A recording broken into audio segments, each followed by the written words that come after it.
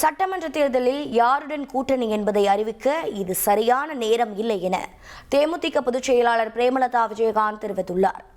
கடலூர் மாவட்டம் பாசார் பகுதியில் நடைபெற்ற பொதுக்கூட்டத்தில் பேசிய அவர், யாருடன் கூட்டணி வைப்பது என்பதை முடிவெடுத்து விட்டோம் என்றார்.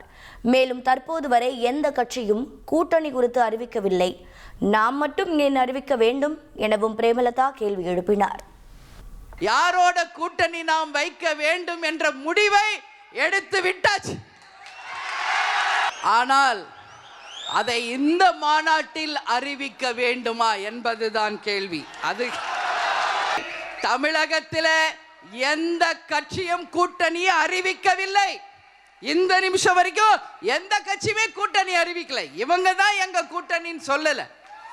அப்படி இருக்கும் பொழுது நாமும் சிறிது ஆலோசித்து தெளிவாக சிந்தித்து நல்ல தீர்ப்பை தான் எடுக்க வேண்டும் என்பதை நம்ம மாவட்ட கழக செயலாளர்கள் சொல்லியிருக்காங்க. நம்ம இவ்வளோ நாள் சத்திரியனா வாழ்ந்துட்டோம், இனிமேல் சாணக்கியத்தனமாக நாமளும் வாழணும்.